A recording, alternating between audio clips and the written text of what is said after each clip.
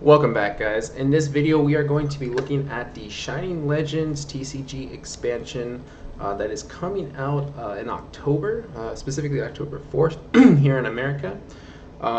This is my third video now, again still in practice mode, so bear with me as things are still trying to progress here. Not going to take too long on this video, at least not as long as our Burning Shadows one. This one's a bit of a smaller set. In fact, it's coming out differently than most expansions. This one's coming out just like our Mythical collection that was released last year for the 20th anniversary. If you remember the Generations packs, they came out in the Mythical collection box monthly and then quarterly for the starters, where you can only get those booster packs in those expansions. And so Shining Legends is coming out in the same way. So they'll be highly sought after for sure. Not too sure, I think, what the packaging looks like yet on those. I don't think they've released that yet, but not going to focus too much on that. I am also currently streaming this video on Twitch, so if you want to follow me on Twitch, it is twitch.tv/SpartanStrike. So it's the same name as the channel as well. But without further ado, let's go ahead and get through this set.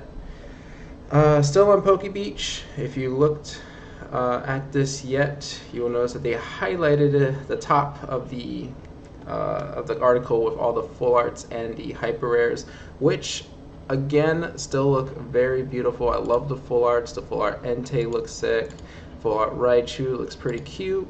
Full art Mewtwo, however, this is probably going to be the most sought after Mewtwo card.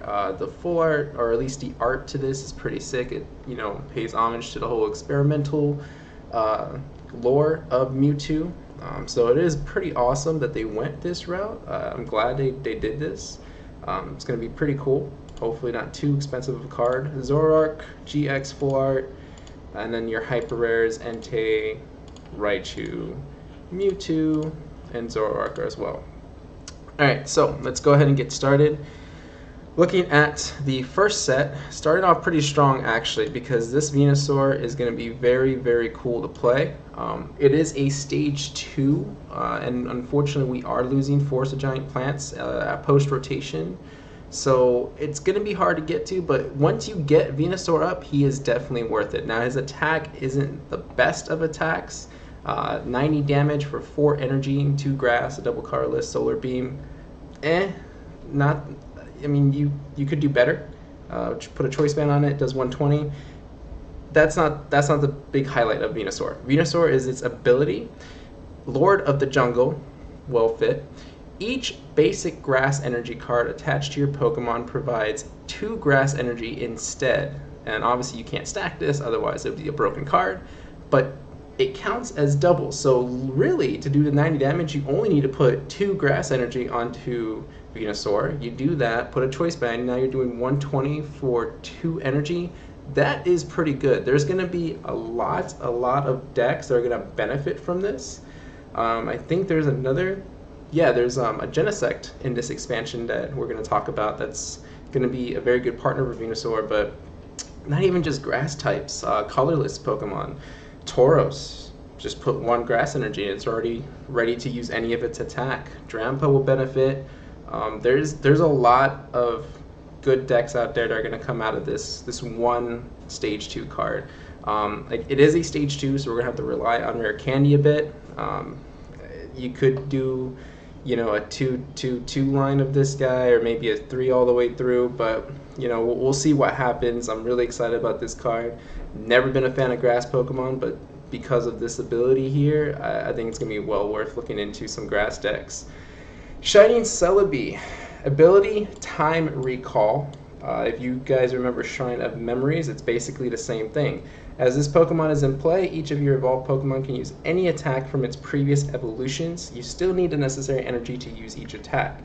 It's just like Shrine of Memories. A lot of people played Shrine of Memories with Mega Mewtwo, where you could use, let's say you were doing a Psychic Infinity from Mega Mewtwo Y, I think it was, and then sometimes you could use damage change. I think that's what it was called, damage change or damage swap, which was the Mewtwo EX's attack. So there will be a lot of benefit from this one for some decks. Charizard GX might be one to look into, because if you play the Charmander from Generations. There's an attack where you, I forget what it was, but you do damage based on how many damage counters are on you. And with Charizard GX having 250, and you, let's say you have 24 damage counters on you, there's going to be some benefit. I think it's like 10 times or 20 times, something like that. We'll probably look at that another time.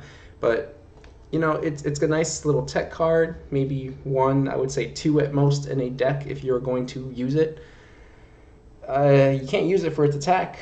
I mean, 30 damage isn't going to do anything. 70 HP is not the best, so he is definitely going to be sitting on your bench. He is a little bit of a liability, but that will kind of force your opponents to play the 7 prize card game.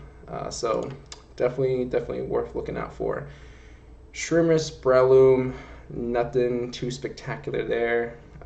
Carnivine, nothing there. Shaman, not the Shaman EX that I think people want back, but it's not terrible. What is it? I think it's the Revenge attack. I think it had this attack before in a previous expansion. 30 plus damage. If one of your Pokemon was knocked out during your opponent's last turn, this attack does 90 more damage. So again, a nice little one-of card in case you need to use it. Two energies for it. Maybe a Venusaur is just one.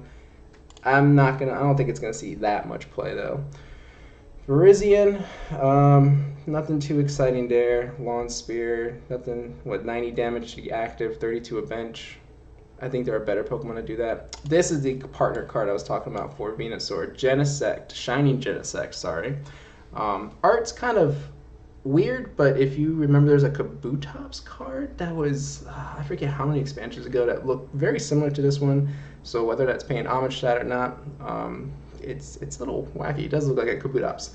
Anyway, the ability here. Energy reload. Once during your turn before you attack, you may move a grass energy from one of your Pokemon to this Pokemon. Now, that's a pretty good ability, especially since it partners well with its own attack. Gaia Blaster, 50 plus damage. This attack does 20 more damage for each grass energy attached to this Pokemon. So it is 3 colorless energy, but obviously you're going to want to put grass. If you were not playing Venusaur, 3 grass energies, that's 20, 40, 60, so you're doing 110, 140 with Choice Band on a GX or EX. It's pretty good, but it gets better with Venusaur, because let's say you do have those 3 grass energies, right? So essentially each one of those is technically 20, because each one counts as 2.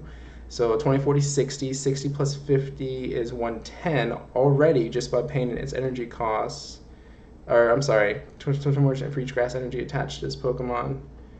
So 20, 40, 60, 80, 100, it's like 150, I think that's what it works out to, plus the choice band is 180.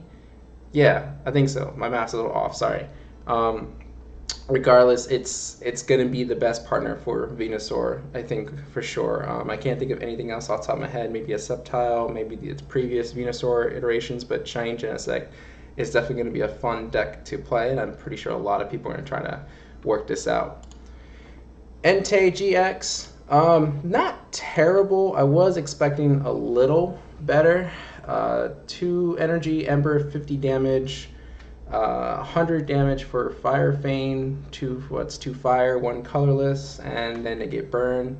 So they get burned, right, and then they have to flip a coin afterwards to see if they continue to be burned. So at minimum, you're going to be doing 120 before it's their turn. That's pretty standard, 3 energy for 120. Bright Blitz, 150 damage to one of your opponent's bench Pokemon. That snipe will probably become very useful. I don't know if sniping bench Pokemon does weakness or at all. If it does, it'll be great. If it doesn't, I have to look back at my rules for that one. If it doesn't, then it's going to be very situational. I don't think Entei GX will see a deck, like a deck starring him. He'd be nice, probably like a 1 or 2 of in a deck. There's not much else to say. He's a cool looking card. So, I mean, that's pretty much it. Choice Band doesn't really do much. I would probably put a Fighting Fury Belt on him, to be honest with you. So that way you can put him at 220 HP. So it's pretty standard GX for just a basic. Yeah, it's pretty standard HP for just a basic. That'd be pretty cool. That's about it for him though. Torkoal, nothing too special. Larvesta, Volcarona is pretty interesting. So he's not one that you're definitely going to attack with. That's not, obviously 2 energy for 60 damage isn't nothing really to, go crazy about. Its ability is interesting though. Once during your turn before you attack, you may have your opponent switch one of their bench Pokemon with their active Pokemon. So it's basically like half of an escape rope or a permanent Lysander, but you don't get to choose. They have to choose. So it's gonna really depend. I mean, you could keep stalling, I guess. Maybe there's a Pokemon that you can KO and it's on their bench and they have no other bench Pokemon, then I guess you could use this. I could see some decks playing this one. Definitely gonna probably be experimented with a lot. Maybe just sitting on the bench for just the longest time. Your opponent maybe doesn't care about it, and all of a sudden it just comes in handy that one moment that you have it. So it'll be interesting to see what can come of this. Definitely worth keeping an eye out for. Reshiram, nothing too special. He's the same old Reshiram. Outrage, 20 plus damage. This attack does 10 more damage for each damage counter on this. So 120, doing 140. Choice band is 170. It's okay. It's gonna be a tech card for sure. I think people will put one of in some decks, not all of them. Incineroar, pretty funny looking card here. Got a couple moves. Let's see. Flare Drive, 180 damage, discard all fire energy attached to this Pokemon. So it's kind of like a last call, I guess you could say. Use it and then don't rely on it anymore. The other attack is more interesting though. I guess in English it's going to be translated differently, but it is called Goddamn Punch. I'm pretty sure here in America we're not going to exactly allow that, so I wonder what they're going to call it, maybe Fire Punch for all I know. But 50 plus damage, 2 energies. If any of your bench Pokemon have damage counters on them, this attack does 80 more damage. So it's basically like Drampa's Berserk. So 130, just a little bit less damage than that, which isn't terrible.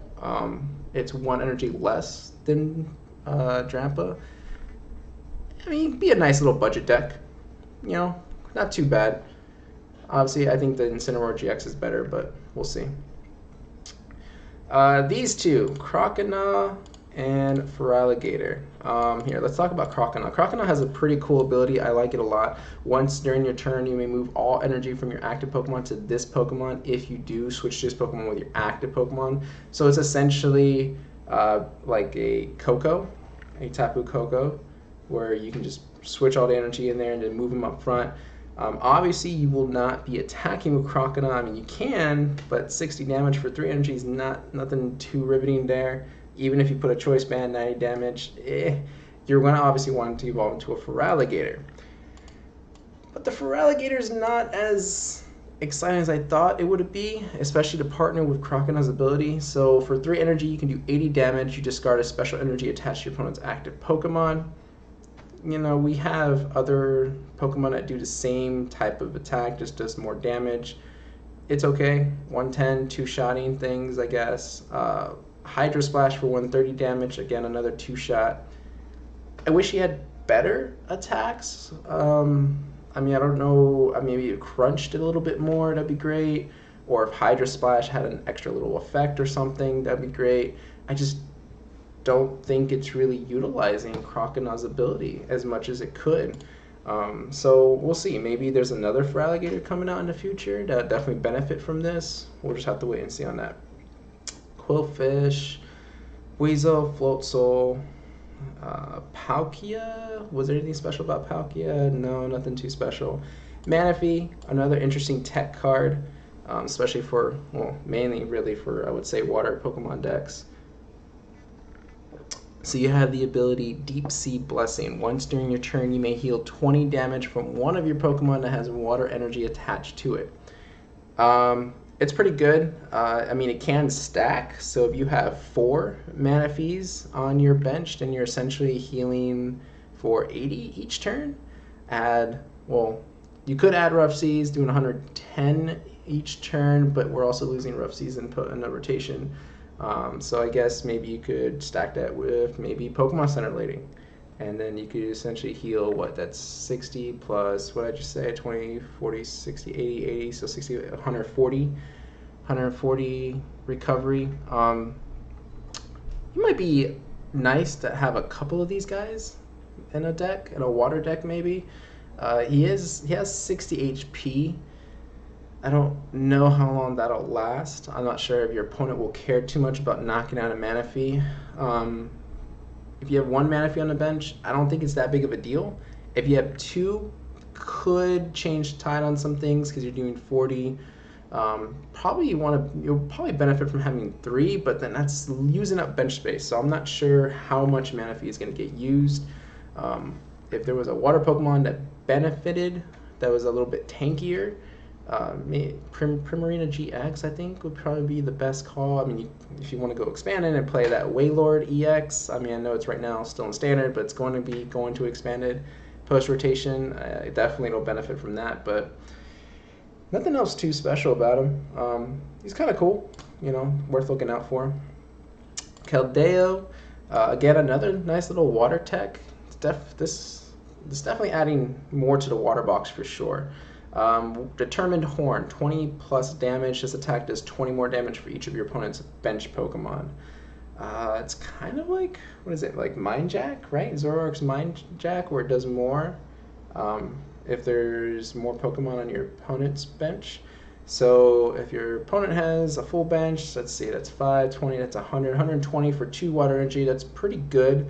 You just have to hope that your opponent has a full bench, and if not, then this card almost basically uses. I mean, you could use it for the rescue attack, put one water Pokemon from your discard pile into your hand, but it's 110 HP. I don't think it's going to last very long on the field, so he's kind of like a last resort kind of guy, if you must. Shiny Volcanion, another water Pokemon. 50 damage to 2 of your opponent's Pokemon as its first attack, and then you have Quad Smash, which is 50 times the number of heads. You flip 4 coins. So if you're really, really lucky, 200. If not, then obviously absolutely nothing. It's okay. Voltorb, Electrode, nothing special there. Pikachu's nothing. He's got that, what is it, Iron Tail? I think he had this attack before, right? 20 damage times the number of heads, but you keep flipping until you get tails. I don't know how many people benefited from that. I mean, it's not a terrible attack, but it's obviously not a very good attack either. If there's an in-between, I guess you could say, then that'd be great. The Raichu GX, though, I'm pretty excited for. Oof, I'm going to put this one off to the side there. We don't need to see Electrode. Alright, so Raichu GX I'm pretty excited for, mainly because I'm considering putting this one into my Coco deck. We'll see how it works out. So for 2 energy, Powerful Spark, basically a DCE because it can be energy. 20 plus damage. This attack does 20 more damage for each lightning energy attached to all of your Pokemon in play. So what is that? That's like Darkrai, Dark Pulse, right? But it's only for lightning energy. If you have a bunch of basics, you know, Max Elixir, all those energies out. So let's say you get 4, so that's 80 plus the 20, it's 100. I mean, it builds up. It's definitely be worth looking to invest in. Putting in a lightning deck for sure. Thunder is 160 damage. You do 30 damage to yourself, but 160 is pretty good for 3 energy considering that Tapu Koko only does 130. And if you put a choice band on this one, you do the 190, which is a pretty good number because that basically one-shots all your basic GX and EX Pokemon. So, you know, it's really, really good. Volt Tackles, 120 damage. Your opponent's active Pokemon is now paralyzed. It's not a terrible GX attack. We've seen worse. It's a really good card. I like this a lot. I kind of want to say this is in my top 3 for GXs for the Shiny Legends set. It's a pretty cool art too. I like it a lot. Partnered up very well with Raikou too. So this one's pretty good because it helps with the Raichu GX's Spark Attack. Roaring Thunder, 30 damage. Attach a lightning energy from your discard pile to one of your bench Pokemon. So it's like Yveltal's Oblivion Wing. I think it does the same amount of damage and then does the same effect. You take discard pile, you take a lightning energy from your discard pile and put it onto your bench. It's like all the dark type Pokemon are just transferring their attacks and abilities and everything onto lightning Pokemon. I wonder if that means the future is going to be for lightning meta decks all around. So you could definitely build up your Raichu that way. Lightning Ball is 90 damage, 3 energies. I honestly would just use this for the Roaring Thunder. I wouldn't even bother putting a Choice Band. Maybe putting a Fighting Fury Belt just to extend its life a little bit more. So that way it's 160, so maybe it can withstand at least one shot, and that way you can get 2 energies rolling there. Yeah, I think I like it. I think you can just build a deck from him and Raichu GX alone. I don't even think you need a Coco. Coco could be just a tech card in this case, but we'll see. Plusle and Minun. Nothing too crazy with these guys. They're kind of cool if they're played together. So if you look at Minun, collect, draw 1 card, Spark, 20 damage. His attack does 20 damage to one of your bench Pokemon.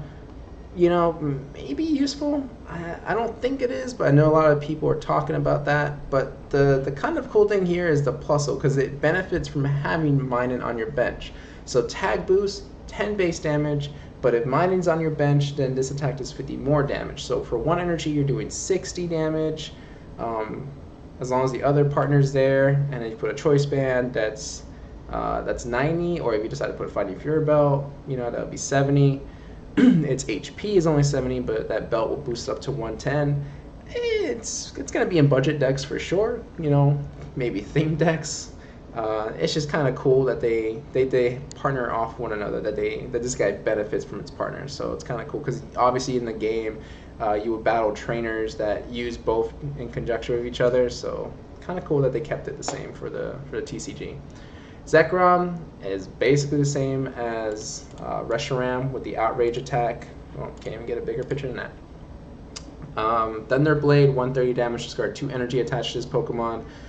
That attack's okay. This again will be a nice little budget deck because you could partner it with the Vikavolt, where if you discard energy, then you just bring in 2 energies right back on your next turn with the Vikavolt. So you can just keep endlessly using Thunderblade every turn.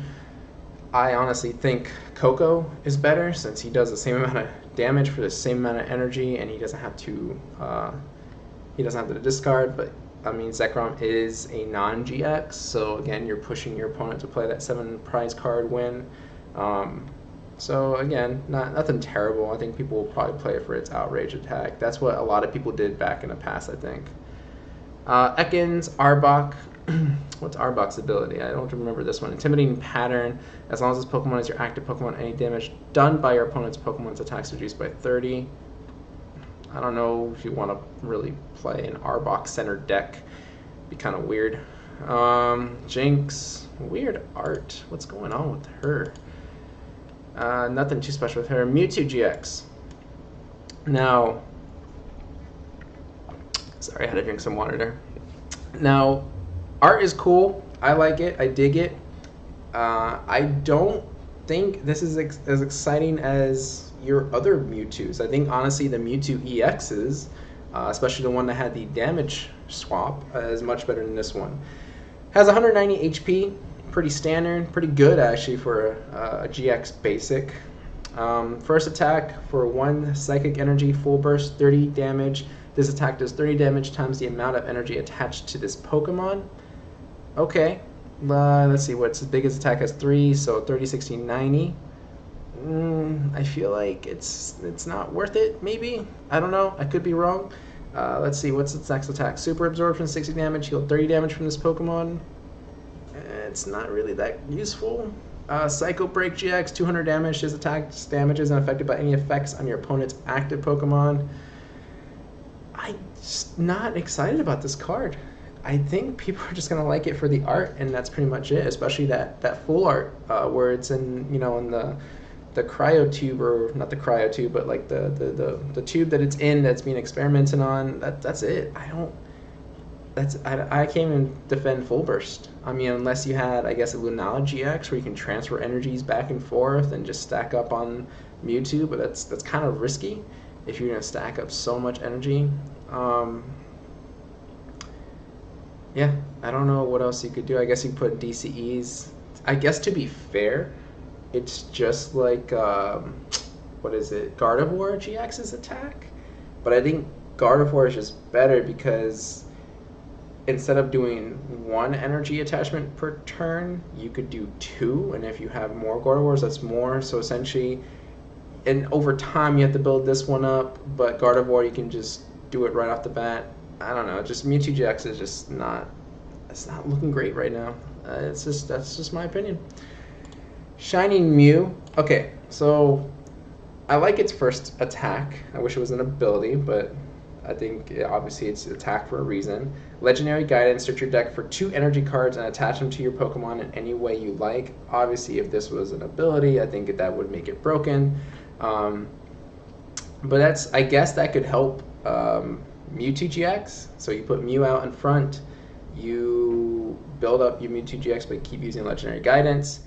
But I feel like you're only going to use them for one turn. Mew has only 30 HP. That's Magikarp right there, and people kill Magikarp right off the bat. Like this is almost useless if it didn't have that one attack. I don't know how many people are actually going to play this. I feel like there are just better things you could use deck space for. Max Elixirs, Mega Turbos if you're playing Mega Pokemon. Now, I guess in its benefit, it's any 2 energy cards, so you could attach DCEs or any other type of special energies, but it's so risky that you're just gonna let your opponent just take that easy KO. I don't know. I just don't think it's gonna be much of a thing. Could be wrong though. I guess you could put a Fighting Fury belt, pump it up to 70. I don't even think it's worth that Poké Tool. Let's see what else we got here. Latios, Breakthrough, 30 damage, does 30 to the bench, nothing great. Shining Jirachi. Star Determination. Ooh, that's a blurry picture. 10 damage, remove all evolution cards from your opponent's evolved active Pokemon and return those cards to your opponent's hand. This counts as devolving that Pokemon.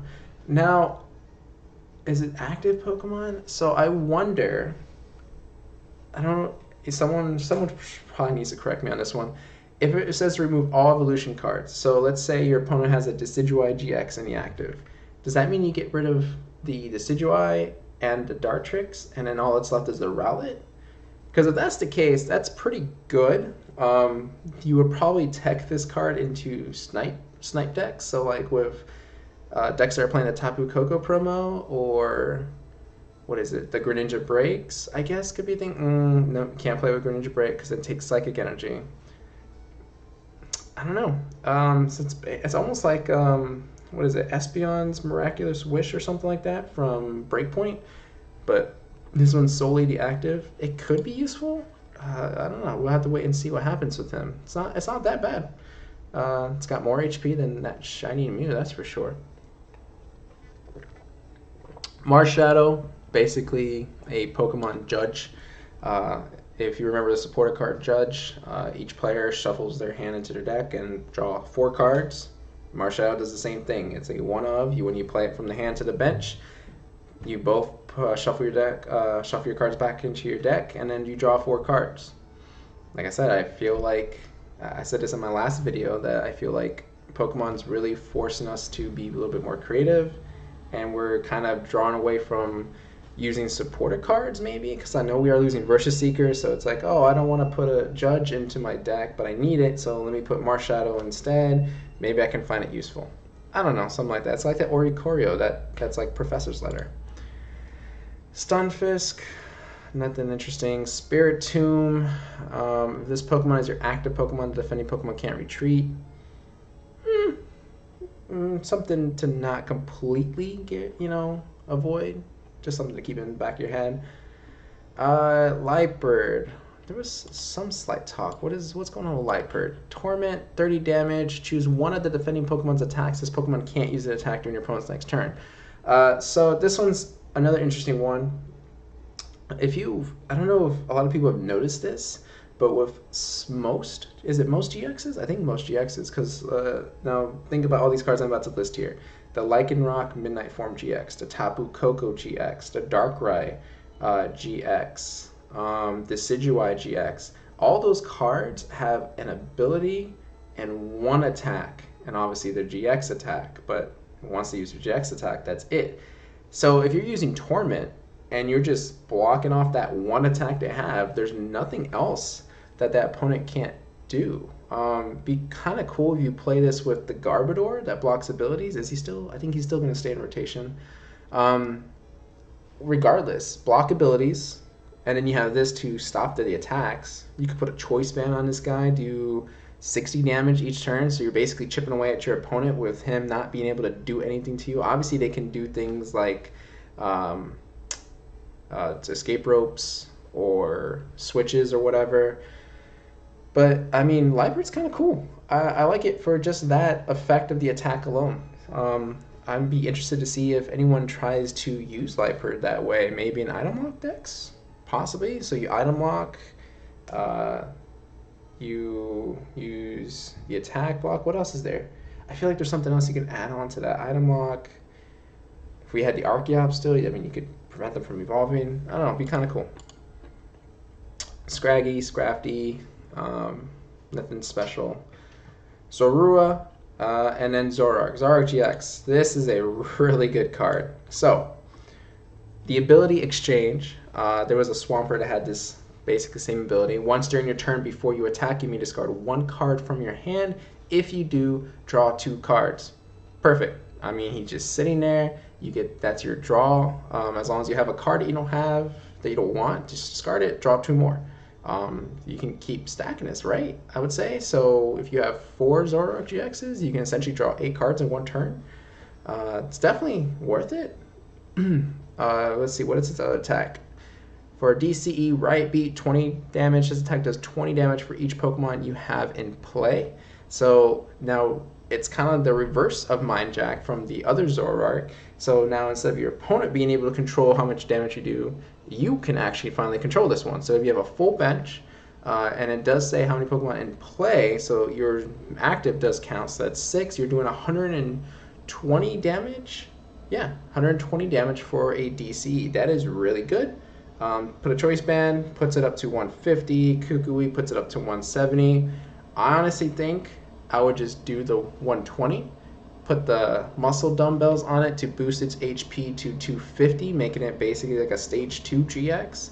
And you have yourself a pretty good Zoroark GX card. Its other attack, it's a GX attack, it takes 2 dark. Choose one of your opponent's Pokemon's attacks and use it as this attack. Now, someone's got to correct me on this one. I'm pretty sure I'm right here, though. So if you use a Zoroark break, obviously you know about foul play. 1 energy, you get to use any of your opponent's active Pokemon's attack. I'm pretty sure it's just active Pokemon. But with Zoroark GX, you can use any opponent Pokemon attack. So now your opponent has to be very careful what Pokemon they put on the bench, because then your Zoroark GX can really just sneak in and just use any of it to your own advantage. And I think the Trickster title fits it very well. Like you have to like second guess yourself every time you're playing up against this card. So it's really good. I can see a lot of people playing this, maybe with the Darkrai. You could probably just make a deck out of its own. Yeah, you could. 120 for 2 energy. Yeah, this is really good. So we'll definitely make a deck out of this card in the future. Yveltal, this one's different, I think, right? So Strafe, 30 damage. You may switch this Pokemon to one of your bench Pokemon. I think that's like Umbreon's. I think Umbreon has the same attack, Umbreon GX. And then Oblivion Wing, 3 energy, so you need more now to use it. Does 90 damage, so I think it does a bit more damage. And then you attach a Dark Energy from your discard pile to one of your bench Pokemon. So same thing, only you're doing more damage. I don't know, 90... for 3, and then you put a choice band on it that does 120. Not too bad. You know, it's pretty good. I like it in some dark decks. Definitely worth looking into. Hoopa, Bandit Guard. Oh, yeah. This is basically Regice. Prevent all effects of attacks, including damage done to this Pokemon by your opponent's Pokemon GX and Pokemon EX. There's an Alolan Ninetales, right? That does the same thing. It does, what, 80 damage for 3 energy, 110 if you put a choice band on it. Nice to fit into some decks. One of card. Shining Rayquaza. Looks like it would be good for Mills because its first attack Let's see. Dragon Pulse, 40 damage. Discard the top 2 cards of your deck. Oh no, it's your deck. Nope, not worth looking into. Even for the Judgment 190, you have to discard 3, but then you have that wacky like dragon energy cost where it's like 2 different energy types. Not worth it. Shining Lugia. This one's... I don't know what to think of this one. So 3 energy for 60 base damage, but if your opponent's active Pokemon has an ability, which at this point a lot of basic Pokemon do, especially the GXs, does attack does 60 more, so you're doing 120 for 3. Again, that's kind of standard, but you're dependent on your opponent's active Pokemon. And then you have the 4 energy one for 130, discard 1 energy from this Pokemon. It's not really worth, I guess, investing in. Shining Arceus, if this Pokemon is your active Pokemon, prevent all effects of attacks, including damage done to your bench Pokemon by the attacks of your opponent's Pokemon. Well, I had to like reread that for a second there. So it's basically like Mr. Mime, but it has to be an active, but it's Ultimate Arrow does attack does 30 damage to each of your opponent's Pokemon, so it's kind of like the Tapu Koko promo, but more damage. I just don't agree with the energy cost. Energy Retrieval, we already know about. Great Ball, I don't know why they would reprint that card. I don't think anyone ever plays it unless you're just starting out with a theme deck. Super Scoop Up, obviously going to be very good for Tapu Koko. Damage Remover. Move 3 damage counters from one of your Pokemon to another one of your Pokemon. Interesting little card. I don't know how useful that would be. I think obviously in Drampa, if your Drampa is damaged and you're active, but your bench isn't, obviously Drampa is based on damage being done to your opponent or to your bench. You could use Damage Remover. I guess heal 30 off your Drampa and then put it onto another Pokemon, and then your Drampa's ready to do its Berserk attack. I don't know how really useful it's gonna be. I like the idea behind it, but there's not much else I can say. Ultra Ball, like what, the 20,000th reprint. Obviously Ultra Ball's never gonna go away. Switch, never's gonna go away. Pokemon Catcher, it's Lysander but with a flip. Hau, I don't know why they would reprint that. Pokemon Breeder, draw 2 cards and heal 20 damage from your active Pokemon. I like the art. It's heal 20 damage. I don't know what case you would want to heal 20, just 20. Sophocles, you must discard 2 cards from your hand in order to play this card, draw 4 cards. I don't know. I just can't agree with some of these support cards. Warp Energy is pretty interesting here. I guess this was... Well, has this been done before? I can't remember. I could have sworn someone said that Warp Energy kind of existed before in a previous expansion. So it provides a colorless energy. So I guess you can't really use it for like a fire energy or water energy, whatever. It's only for a colorless energy. But when you attach the card to your active, you have to switch that Pokemon with one of your bench Pokemon. So what's interesting here, I feel like it would... The first deck that comes off the top of my head is Golisopod GX, because even though you have maybe one up front already, it got damaged, whatever, it's got a grass energy, you have no other way to retreat it, but you have a warp energy, because you have, you know, a Golisopod GX waiting on the bench, ready to do that 120 damage. You put the warp energy on your active, and then you switch over to that Golisopod, and then that activates the other Golisopod's first impression. But you can only play 4 of these and only provides 1. It's not like a DCE, so I don't know how useful this card is going to be. I think it's another alternative to basically retreating. So I wonder how a lot of players are going to be using that to their advantage. I don't know. I'm going to try it out in the Golisopod deck and see how that works out. And then we have the full arts again. And Pokemon Breeder full art's pretty cool. Got that. Gotta love that Miltank in the back. The Rainbow Rares, and yeah, that's pretty much it. So, big cards to look out for: the Raichu GX, and then the Zoroark. I think these are the big hitters out of this expansion. Definitely worth making decks out of. The full arts are nice looking. Pretty excited about these two the most. Yeah, for sure. Let me know what you guys think. Obviously, leave a comment if you want. Like, subscribe. Again, as I've said before, for the 1000th time, still in the practice stages of my channel and my Twitch streaming. So bear with me. I did find an editing software program, but I think I have to pay for the subscription, which I don't want to do. So if you know of a free one that I can use, please comment and let me know. Otherwise, that's going to be pretty much it. I'm still going to hang out on my stream for a little bit, but as far as this video goes for YouTube, we are done.